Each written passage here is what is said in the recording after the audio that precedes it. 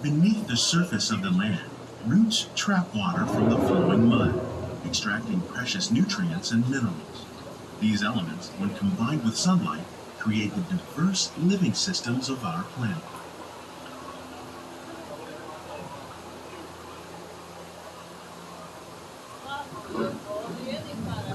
It's gonna get a little dark till the next scene.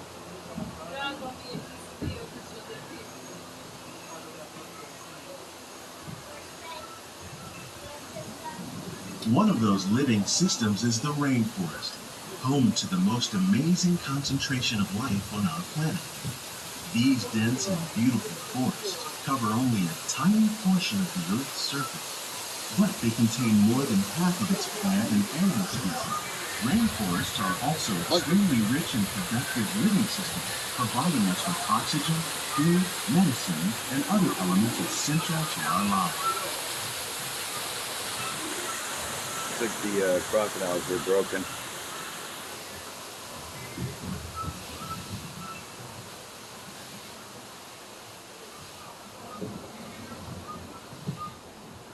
In the desert, nature has created a very different, but no less beautiful living system. And while this arid landscape may seem lifeless, it is very much alive. The plants and animals that have learned to survive in these harsh conditions make use of what little water they can find and avoid the scorching rays of the relentless sun. The American prairie once appeared as desolate as the desert, but over time, rainwater and nutrients gradually penetrated the hard surface of this land. Even the hooves of the mighty buffalo helped create the rich soil that would one day become home to the American farm.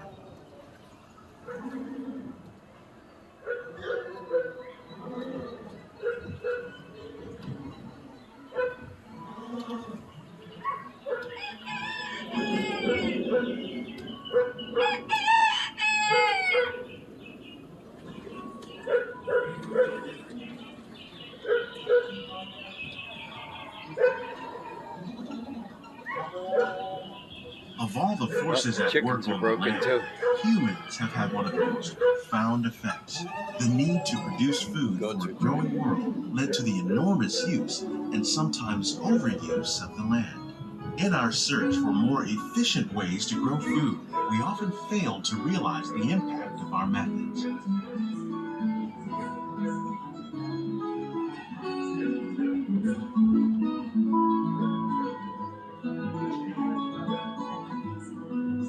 Today, we're learning to live with the land, discovering better ways to grow food that will assure both human and environmental well-being.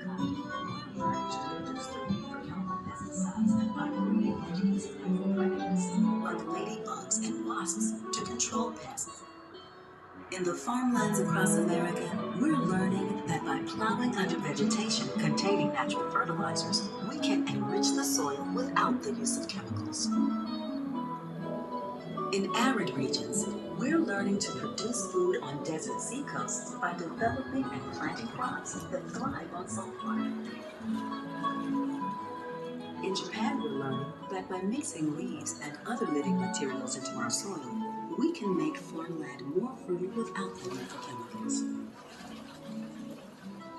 Here at Epcot, we're learning to reduce the need for pesticides and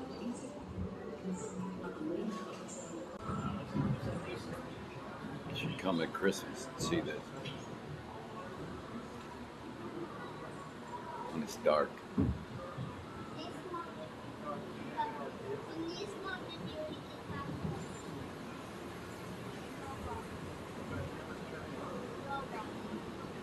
Welcome to our living laboratory, where scientists from Epcot and the U.S. Department of Agriculture are exploring innovative ways to produce bountiful harvests now and into the future.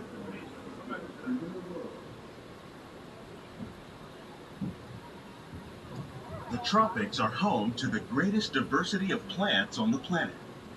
Many of these, like papaya, bananas, cacao, coffee, and rice, are well known around the world. These are just a few of the edible plants that have been an important source of nutrition for people living in the tropics. Many are rich in vitamins and minerals, while others are well adapted to growing in less than ideal conditions. Some, like the water lily, thrive in wet, swampy areas and waterways. All parts of this plant, even the flower petals, are edible. The starchy root of the plant has long been used to make flour for baking.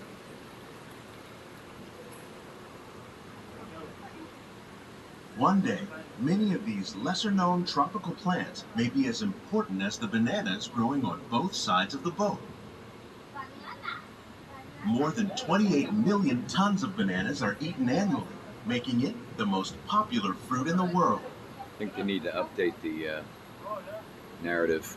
Pretty sure there's more than 28 million tons of bananas eaten yearly.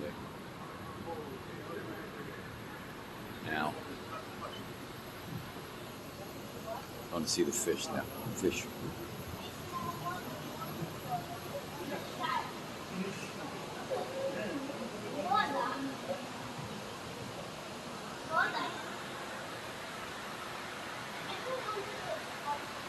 When we mention farming, you probably don't think of fish, but fish farming, or aquaculture, accounts for nearly half of all the seafood consumed globally. Tilapia, bass, and catfish, like the ones you see here, are three of the more popular crops raised by fish farmers. The sustainable system we're using here recycles the water in the tanks. As a result, we're able to save millions of gallons each year. Our small fish farm produces nearly 5,000 pounds of fish each year to serve in restaurants around Walt Disney World. Innovations like this one can play an important role in our efforts to produce bountiful harvests and still protect natural resources.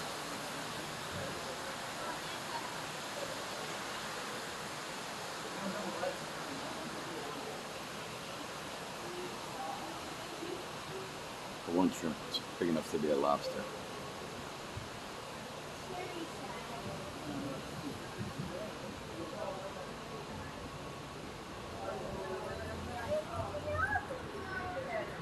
While there are more than 50,000 edible plant species in the world, most of us are only familiar with the handful that make up our everyday diet.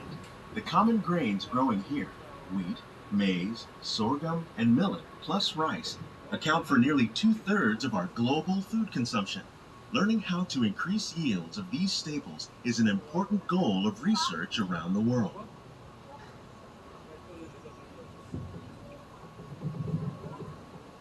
£9 lemon.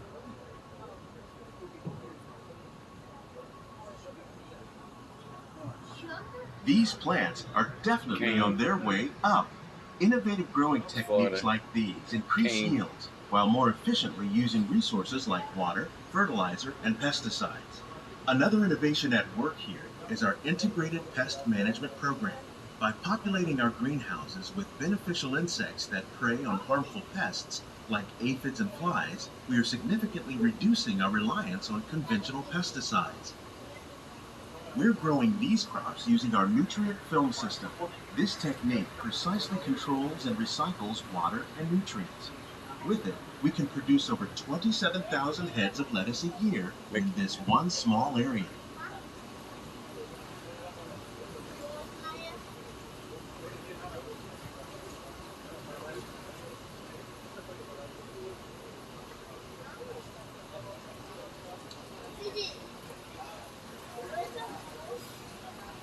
Some of our best ideas have been inspired by nature, like these fruit and vegetable trees. By growing these ground plants vertically, we can increase yields and better control diseases. These crops taste as good as they look. In fact, we serve more than 15 tons of produce from our greenhouses in restaurants here at the Land every year.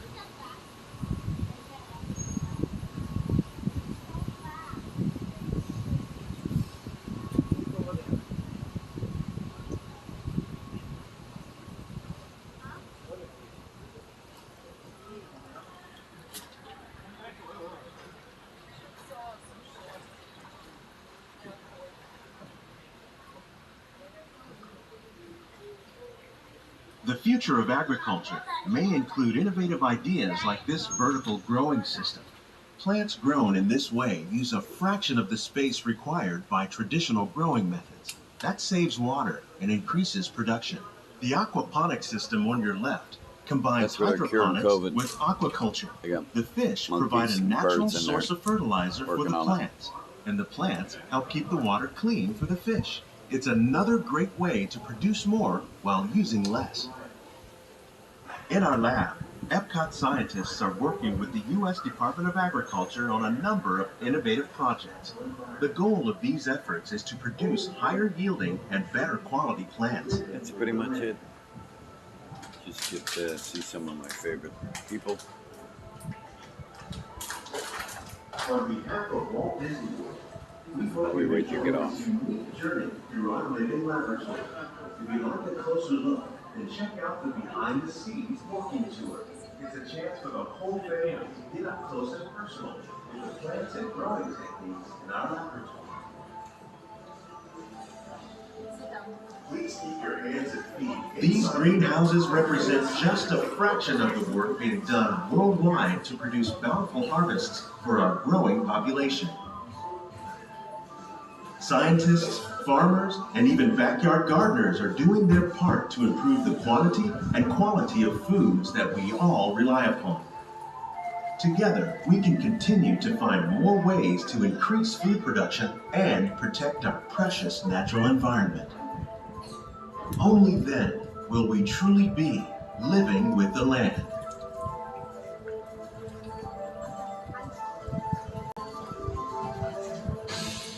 On behalf of Walt Disney World, we hope you've enjoyed this unique journey through our living laboratories. If you'd like a closer look, then check out the Behind the Scenes walking tour. It's a chance for the whole family to get up close and personal with the plants and growing techniques in our laboratory. Please keep your hands and feet inside the boat and remain seated until the boat comes to a complete stop.